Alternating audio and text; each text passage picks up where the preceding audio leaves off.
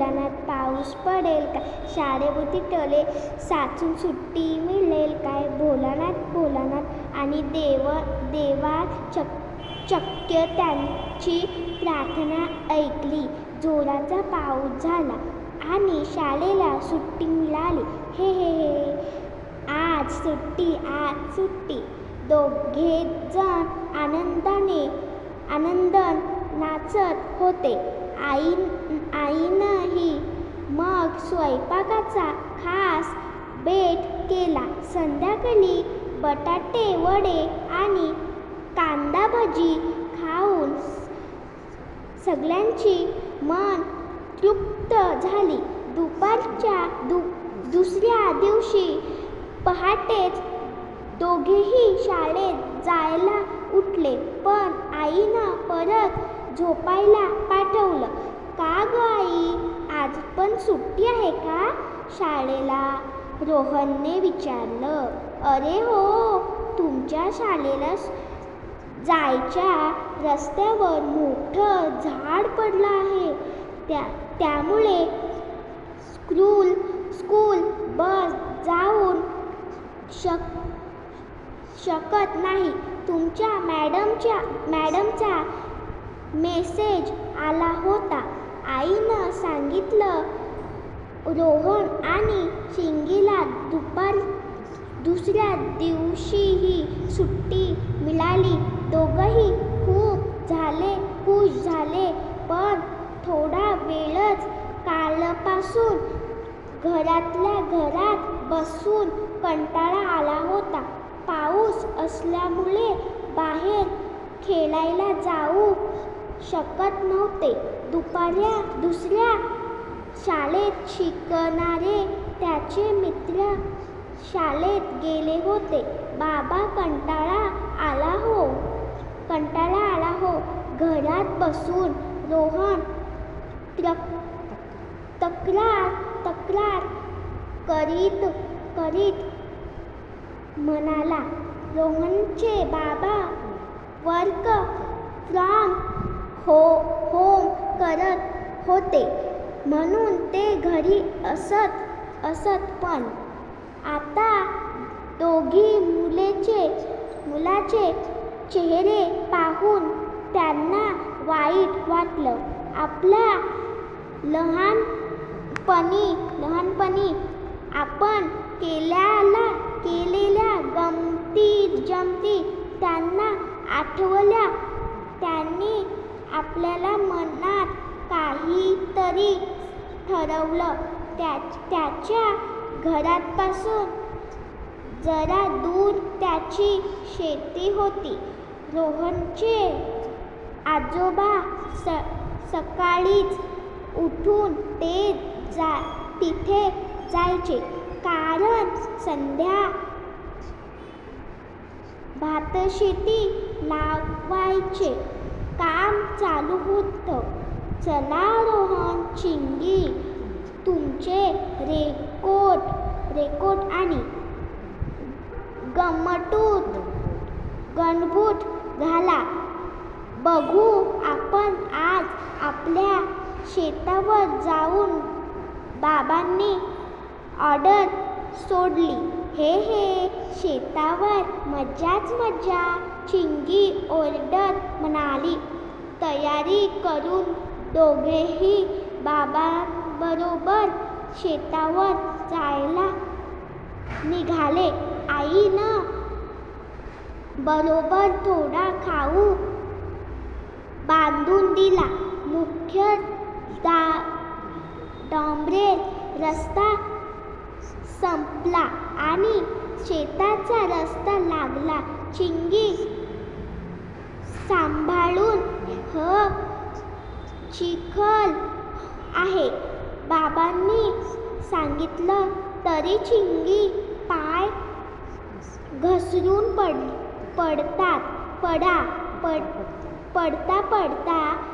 वाचली. पण बाबांचा हात धरूनच ती चालूच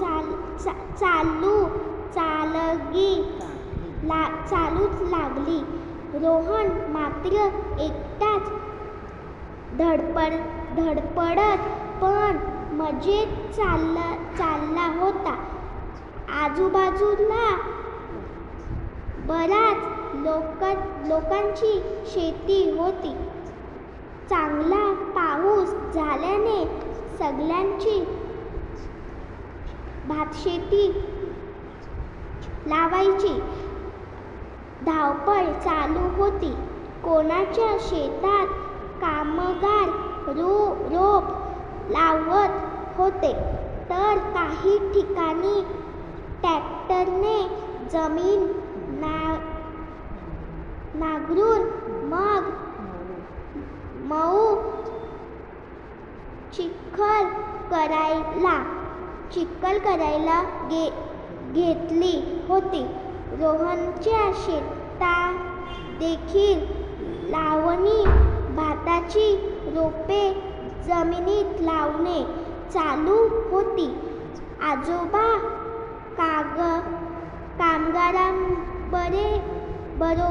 शेतात काम करीत होते.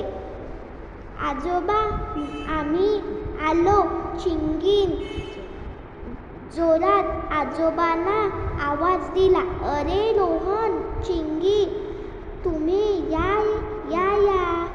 आजोबा त्यांना पाहून खुश झाले. आजोबा, तुम्ही तिथे चिखलात काय करता? घसरून पडले म्हणजे चिंगीला काळजी वाटले.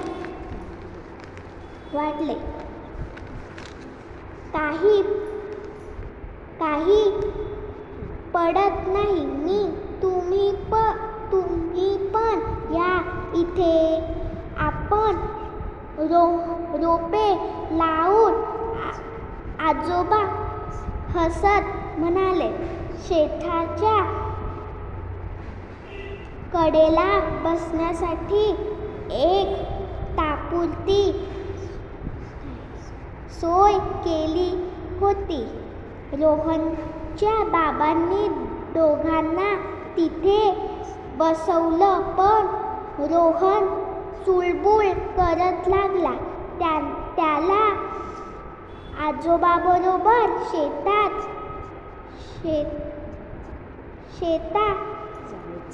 जायचं होतं. बाबा, मी जाऊ का शेतात? रोहननं विचारलं. बरं जा, पण सांभाळून. बाबांनी परवानगी दिली. आजोबांनी हात देऊन रोहनला शेतात नेलं. हातातल्या रोपाच्या मोठ्या जुडीतून थोडी रोप काढून त्या काकू पटापट जमिनीत रोवत होत्या. ते पाहून आपणही तसं करावं असंच रोहनला वाटलं. म्हणून त्या काकूंनी त्याच्या हातावर थोडी रोप दिली. मग रोहनने आजोबांबरोबर शेतात